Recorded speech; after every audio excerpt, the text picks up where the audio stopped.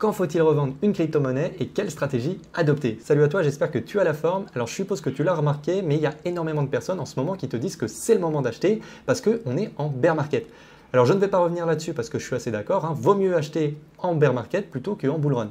Alors néanmoins, je trouve qu'on a beaucoup tendance à oublier en fait de parler de stratégie de revente. Parce que c'est bien beau d'acheter des cryptos, mais il faut savoir quand les revendre. Et en bull run, le plus compliqué, hein, c'est pas d'acheter ou de conserver ces cryptos, c'est de les revendre. Alors tu as peut-être déjà vécu un ou plusieurs bull runs, hein, et tu dois peut-être savoir du coup que quand tu es en bull run, il y a tout le monde qui est cupide, tout le monde te dit que ça va aller plus haut, même les influenceurs te disent que ça va to the moon. Sauf qu'au bout d'un moment, au final, ça ralentit, tu prends pas du tout de profit et d'un coup ça chute. Et à ce moment-là, tu n'as plus que tes yeux pour pleurer. Donc c'est pour ça que nous, on va parler de stratégie de revente, hein. Je vais t'en présenter une qui a déjà fait ses preuves, qui est très connue. Alors je ne vais pas te cacher son nom plus longtemps, c'est la stratégie de vente par palier. Alors dans cette vidéo, je ne vais pas me contenter de t'expliquer le concept en général, hein. Je vais plutôt rentrer dans le détail et t'expliquer comment tu peux mettre cette stratégie en place pour toi et la moduler en fonction de ton profil. Alors avant d'aller plus loin, je tiens juste à te rappeler que je co-rédige une newsletter avec l'équipe de Cryptonation. Alors elle est tout à fait gratuite, hein. C'est une newsletter mensuelle, donc surtout n'hésite pas à t'abonner. Tu ne recevras pas 36 mails, hein. C'est juste pour la newsletter, une fois par mois. Alors tu auras pas mal de choses, hein, dedans, on va te faire des points sur le marché, on va te présenter des indicateurs, te présenter des projets crypto, etc. Donc surtout, n'hésite pas à t'inscrire, je te mets le lien en description et en commentaire épinglé. Bon, maintenant que ça c'est dit, rentrons dans le vif du sujet. Alors qu'est-ce que c'est que la stratégie de vente par palier pour les personnes qui ne savent pas réellement ce que c'est? Alors c'est l'inverse du DCA, hein, donc c'est pas très compliqué, c'est-à-dire que au lieu d'acheter par palier pour lisser ses points d'entrée, comme on le fait avec le DCA, là cette fois-ci, on va revendre par palier pour tout simplement encaisser des plus-values et être sûr de ne pas repartir bredouille. Alors je vais te donner un exemple pour que ce soit plus parlant pour toi. Imaginons par exemple qu'au prochain bull run, je pense que le Bitcoin va atteindre les 200 000 $ et que je décide de mettre en place une stratégie de vente par palier. Je vais décider de mettre 4 paliers, donc par exemple un à 69 000 $, l'ancien ATH, un autre à 100 000 $, un autre à 150 000 $ et un autre à 200 000 $. Et bien c'est ça la stratégie de vente par palier, c'est pas plus compliqué que ça. Alors il y a certaines personnes qui vont te dire qu'il ne faut jamais revendre la totalité de son portefeuille, il faut toujours garder un moonbag. Alors le principe c'est très simple, hein, tu laisses toujours courir 10%, même si par exemple le seuil des 200 000 $ dans notre exemple est dépassé. Pourquoi? Parce que imaginons qu'on se trompe, que le Bitcoin il file aux 300 000 $, et ben on pourra toujours encaisser des plus-values. Alors bien entendu, tu n'es pas obligé d'avoir un moonbag, mais beaucoup de personnes le font. Alors moi personnellement, je le fais également. Après, c'est à toi de prendre ta propre décision. Bon, maintenant que le concept de la stratégie est présenté, tu vas peut-être me dire, ouais, ben ça c'est assez théorique au final, parce que comment est-ce que je détermine quel palier je vais mettre, sur quelle zone de prix et surtout combien je prends par palier? Et bien ça justement, on va en parler, mais avant, il faut bien comprendre qu'il y a des choses à prendre en compte avant. Donc la première chose qu'il va absolument falloir prendre en compte, hein, c'est tout simplement ton profil d'investisseur. Je t'en ai parlé très souvent sur cette chaîne YouTube, hein, mais c'est très important. Le profil d'investisseur doit être au centre de toute stratégie, que ce soit d'achat d'ailleurs ou de vente. Pourquoi? Tout simplement parce qu'on n'a pas tous les mêmes profils. Par exemple, si tu as une personne de 20 ans qui vit chez ses parents, qui touche ses premiers salaires, forcément, elle aura un profil en général plus agressif. Elle va se permettre d'avoir des stratégies plus agressives. Par contre, une personne qui a 70 ans, qui a le gros de sa vie qui est déjà passé devant elle, qui est à la retraite, là tu te doutes bien qu'elle va avoir un profil beaucoup plus sécuritaire et qu'à ce moment-là, elle va avoir une stratégie du coup adaptée à son profil. Alors après, bien entendu, là, ce que je viens de te dire, c'est une généralité, hein, ça ne dépend pas que de l'âge, ça dépend aussi de ta situation familiale, est-ce que tu as des enfants, etc. Est-ce que tu as un crédit immobilier, par exemple, sur le dos? Ça va dépendre d'énormément de facteurs. Par contre, c'est très important de penser à son profil d'investisseur et d'adapter une stratégie en fonction de celui-ci. Je te le répète souvent d'ailleurs sur cette chaîne, hein, plus tu vas aller chercher du rendement, plus tu vas t'exposer à du risque important. Donc forcément, certes, tu vas aller chercher plus de performance quand tu es plus jeune, mais par contre, derrière, il faut bien comprendre que tu t'exposes forcément à plus de risques. Par contre, quand tu vas être plus vieux, tu vas chercher plutôt à diminuer le risque un maximum. Et forcément, du coup, tu vas diminuer les performances. Alors un autre facteur maintenant qu'il va falloir aussi prendre en compte, ça va être l'analyse du projet. Alors quand je parle d'analyse, hein, je parle d'analyse fondamentale, hein, c'est-à-dire quand tu vas analyser un projet pour mesurer la qualité de celui-ci. Par exemple, tu sais, hein, c'est quand tu te renseignes déjà de quoi parle le projet, qui est derrière, donc l'équipe, est-ce qu'il y a de la concurrence, comment se positionne le projet face à la concurrence, quels sont ses avantages, quels sont ses inconvénients. Alors bien analyser un projet, c'est très important. Pourquoi? Déjà parce que quand tu vas analyser un projet, tu vas pouvoir mesurer ses forces mais aussi ses faiblesses. Et forcément, quand tu vas investir sur plusieurs projets, il y a forcément des projets qui vont être un petit peu plus bancals que d'autres. Alors forcément, si tu investis dessus, on est bien d'accord, il y a des raisons. Mais il est possible que dans les cryptos sur lesquels tu auras investi, il y a des projets sur lesquels tu es un petit peu moins confiant. Parce que tu te dis, ok, mais là, il y a tel inconvénient et il faut faire quand même attention. Donc forcément, là, tu te doutes bien qu'il y a peut-être un risque en plus. Et dans ce cas-là, tu vas peut-être adapter ta stratégie pour qu'elle soit un petit peu plus sécuritaire sur ces cryptos-là. Et par contre, sur des projets sur lesquels tu seras beaucoup plus confiant, là, à la limite, peut-être que tu pourras avoir une stratégie stratégie un peu plus agressive. Alors faire une bonne analyse aussi, ça va être très important pour pouvoir déjà déterminer une zone de prix, une fourchette de prix vers lequel tu pourras te positionner pour positionner tes paliers de vente. D'ailleurs, en parlant de ça, ça me fait passer directement au prochain point. Comment est-ce qu'on positionne ces paliers? Alors tu peux les placer sur des zones de prix, donc comme tout à l'heure je t'ai dit par exemple les 100 000 $, je t'ai dit les 150 000 $, les 200 000 $. Alors tout ça ce sont des chiffres ronds, parce que par exemple le Bitcoin, tout le monde parle des 100 000 $. Tu as de fortes chances que ce soit une zone de prix qui soit un minimum travaillée quand on va l'atteindre.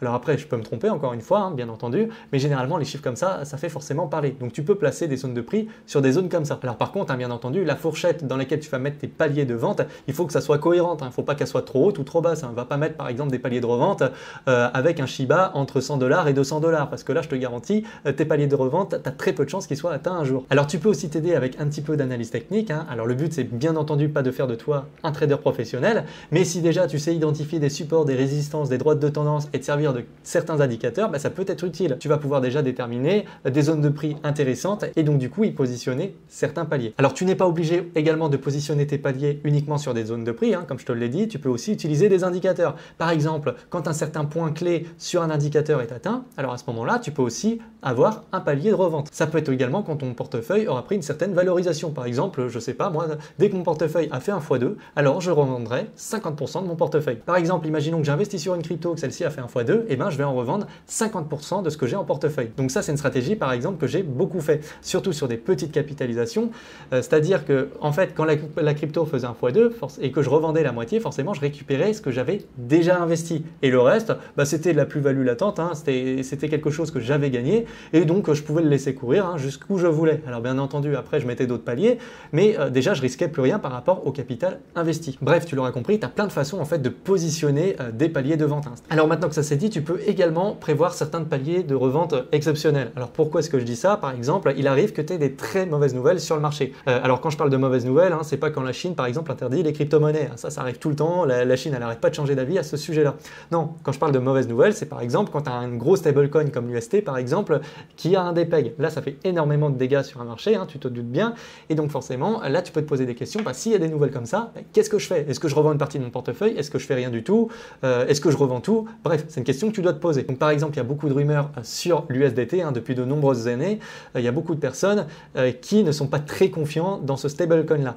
Alors si maintenant demain l'USDT se dépègue, qu'est-ce que tu vas faire? Pose-toi la question, je t'invite à y réfléchir comme ça. Alors tu n'es pas obligé de faire quelque chose, encore une fois, c'est ta stratégie de vente, mais je t'invite vraiment à y réfléchir parce que c'est pas quand ça va arriver qu'il faudra aller voir sur les réseaux sociaux, voir ce que va faire Asher, parce que Asher à ce moment-là, il y aura plein de choses qu'il devra faire également. Il y aura ses portefeuilles à gérer, il aura ses entreprises à gérer, donc ça va être un petit peu compliqué. C'est pour ça qu'il vaut mieux y réfléchir en amont plutôt que pendant que ça se passe, parce qu'à ce moment-là, on a tendance à faire n'importe quoi, voire à être paralysé et à ne rien faire. Donc une fois que tu auras réparti tes paliers, là tu vas peut-être te dire, ouais, mais maintenant, combien est-ce que je revends au palier 1, combien est-ce que je revends au palier 2, et ainsi de suite.